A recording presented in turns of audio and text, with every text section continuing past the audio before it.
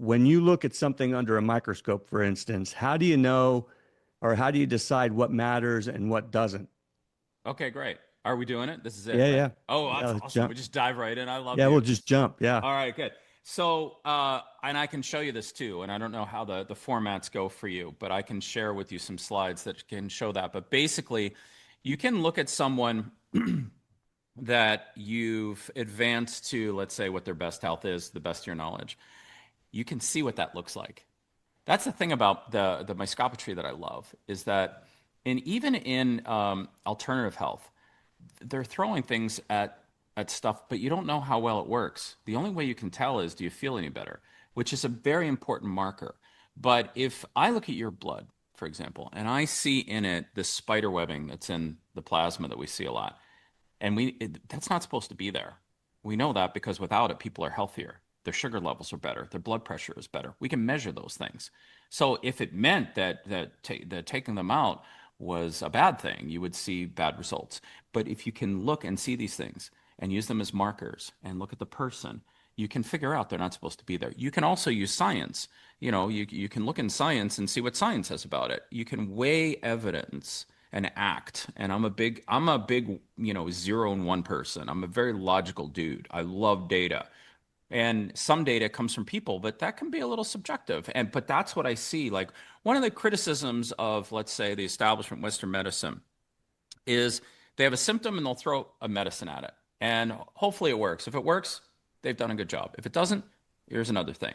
That's kind of like trial and error only, but you're not necessarily focused on the root cause.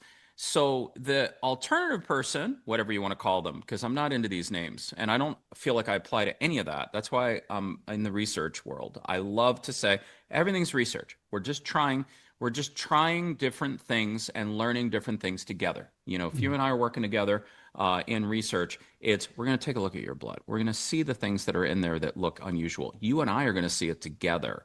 Okay, you're just the same explorer I am, right next to me, and people around us are going to be looking because I like to do things in groups.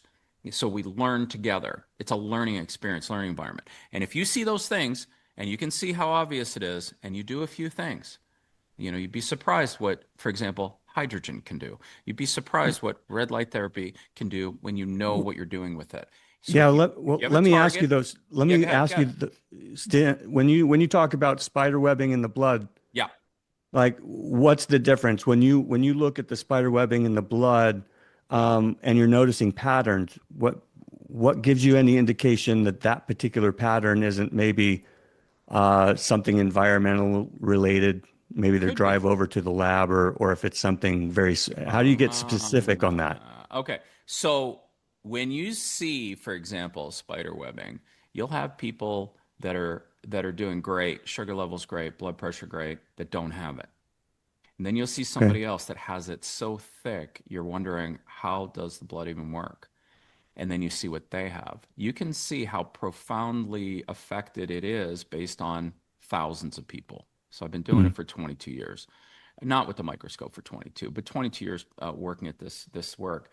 So you can see how profoundly it affects people. And for example, if I have a drop of blood on this slide, and you see, if we look at it at 75 times magnification, it means that there's hundreds of those views on one blood drop. If you were to count all the lines of the spider webbing and multiply it by the hundreds of views, and one drop is 1/9,000th of the blood, you can start to estimate how many of those things are in there. And it's literally in math on the lines of a billion of them. And if there's Mm. a billion of something in you that is not natural, and you have not perfect health, let's just say, it's possible, plausible that that's associated with it. Because if that's the biggest marker, wouldn't it be interesting to take those things out? And if you do, how different do you feel? So So that makes sense. Go ahead. it's not necessarily a I mean, No, it's somewhat diagnostic in the sense that if you have spider webbing through a microscope, there's something we don't know what, exactly. but there's something that is wrong. So then from that point on, is it a matter of adjusting nutrition, adjusting environment, adjusting these things to try to figure out what's causing it? Well, I'm not interested always in cause. I'm interested because I have suspicions about cause. Like some people will have, if I ask them what happened in their life, many of them will say, "Well, I just recently did an antibiotic." And I go, "Oh, that's interesting." And some people say, "I've had mold exposure." So I think there's multiple ways to get to this. I can say it seems unnatural because the body doesn't have a coping mechanism that's obvious to remove it. I think that things that are natural, like if you have a, sort of a regular infection, the body takes care of most things in a couple days. This is something that builds up over a lifetime. That tells me that evolution didn't create a correction, and what might cause that? It's usually something unnatural. And if you try to understand motives of that, you might postulate that it is intentional, but I don't really spend my time there so much. I just know there's something there, ain't so good. I do ask questions to try to see patterns of where it can come from because lots of people Mhm. ask, where do you think it came from? And I'm like, well, that's not my specialty, but I can tell you some people that have come with it say these things.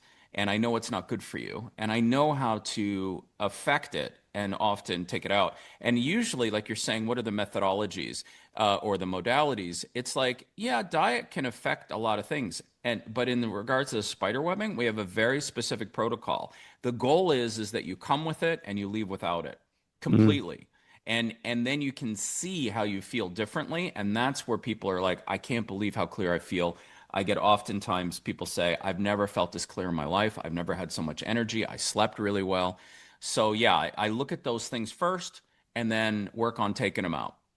So how do you know if in this case you're looking at spider webbing, As you an example, do yeah. right, yeah, as an example, you do some treatment that eliminates the spider webbing. That seems to improve the overall mental health, energy, Yeah. whatever of the client. Yep. Um, The only word I would change is treatment because I'm not looking to treat a condition. That would be something that the yeah, medical establishment pretty much has a handle on. We don't diagnose anything. We don't treat it. Therefore, we don't yeah. treat anything. But I know how you're using the word, which is you're applying something to take something out, or you're applying something to help put something in. And you could say that's a remedy, that's an approach. But I try to stay out of the word treatment. But it's just a little nuance. Just want to say Well, that. yeah, well, to keep you in full compliance and to keep the FDA or something from knocking down your door. I Yeah. don't know who would, I don't know who would raid your house talking about treatments and whatever's, but all right, I get the idea. Yeah. It's Yeah. definitely Yeah. Okay. let's keep it on. So we're not diagnosing anything, we're not treating anything. Absolutely not. We're merely observing some issue with the blood through a microscope. And trying to And get people their best health or their sovereignty or whatever it is. Like my people say, what do you research? And really what I'm researching, if I look at it from the most basic level, is I'm researching how people can get to their best extraordinary self ever. And without diagnosing. yeah, because I don't, my assistant, I tell her, I don't care what people have. I don't care, they don't need to give me a list. If somebody feels like they should come and they want their best health, I don't care. Just come in. And once we see a drop of blood, then we can actually say, these are the things that we see. And in our experience, if we take care of this, you're going to feel much better. You're going to feel more whole, your clarity of mind, your executive function. We see blood brain flow change. We see electrical activity in the brain normalize. These are major things. Now, that has nothing to do with a symptom because in Western, God bless these people, but basically I'll say it this way. There was a guy from Yale, a friend of mine who's a doctor, who says what they taught us in medical school is to name a condition, then blame the condition. In other words, you have eczema. It causes your itching and red skin, and it can cause other things like brain fog and even arthritis can be related to it. And then they try to tame it. So you might apply a steroid to it. So this is none of that. It is, let's take a look in the blood. We can see that you have some sort of maybe fungal infection or something that looks like it. We can't say Although for sure. we're not Yeah, yeah. diagnosing a We fungal can't say for infection, just sure. for the record. Right. But if we approach it in a certain way and we see it disappear, our experiences, people say, I have a life like I've never even imagined. And that's what we do every day. So we're taking some, educated guesses from Uh-huh. 22 years of looking at blood and going, look, it could be fungal. Let's address the fungal thing. And then if it And see clears up, and see what happens. And